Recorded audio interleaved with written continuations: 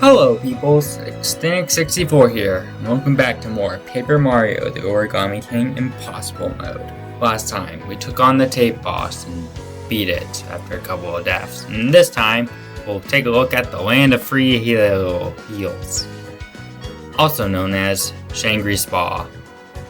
Despite the number of heals you get in this chapter, it isn't as nearly as easy as you think it is. Let's get into why.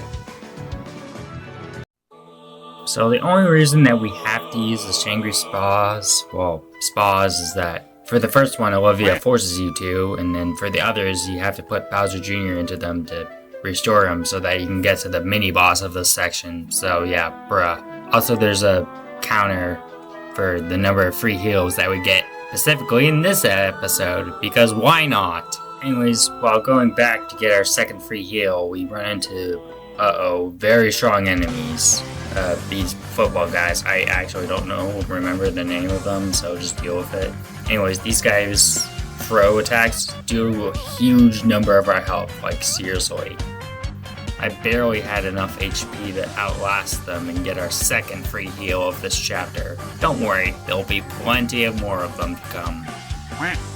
Also, make sure to talk to the Sniffet to get a max HP up heart. Sure, it's costly, but by now you should have enough coins for it. And besides, you can't really purchase anything from the normal shops anyways, so like, if you don't have 10,000 coins here, then bruh. Anyways, we get our third free heal and finally make our way to the Spring of Jungle Mist. In this patch of hidden grass, we can find another leaf game, like the one in Whispering Woods, which you can get a shiny mushroom, a flashy mushroom, and a shiny ice flower, so make sure to collect those for this next battle against these piranha plants who will have a magic circle. However, you don't want to attack the main one with the magic circle because then that'll cause a wave battle. It's way better just to initiate the battle one-on-one with each of them so that you can heal in between by using overworld healing arts. But still, these battles are kind of annoying. Good thing we have so many ice flowers from the Veullumental cavern that we can just use them to easily win these battles. Sure, their spike balls do hurt a little bit, but it's not like we're not going to get a free heal at the end of this thing. Also, the chain chomp that chases you is literally overworld, so it has nothing to do with this. Next. And for our final spot, we have an enemy ambush of Goombas. What are you doing here? This is literally the 5th chapter. Why is it such an easy enemy here? And it's a wave battle. The only annoying thing is that they're spread out. Other than that, it's literally a Goomba. It does 2 damage. Next. Now we're finally on to the Spring of Rainbows path, which is very long and convoluted for some reason. Also, I accidentally hit this Rocky Wrench and first striked him by instinct and started a battle, but Rocky Wrenches don't do too much damage and they're kind of easy to defeat, unlike the piranha plants, so that's easy. Also, there's this puzzle where you have to handle the stalactites. Definitely said that properly without editing it. Totally. Also, we finally get our last max HP up here, and we're gonna need it for the mini boss after one more free heal.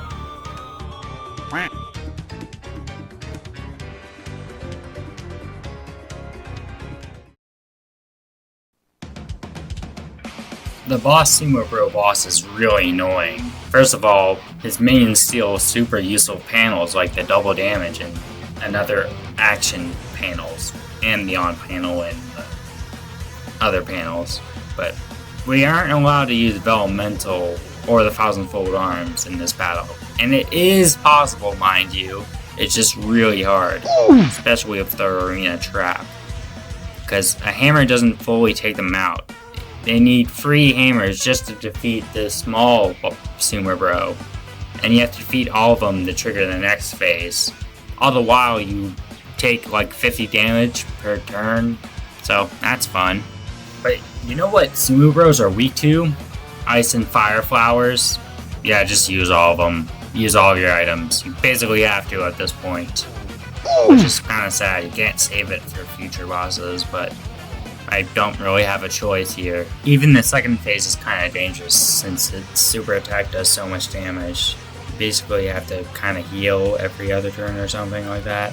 Anyways, in this final phase, then you can start laying on the fire flowers and ice flowers.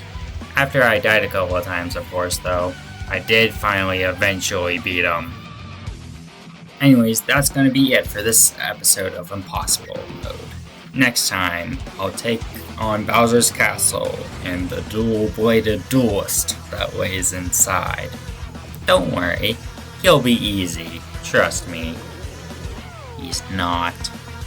Anyways, see ya then!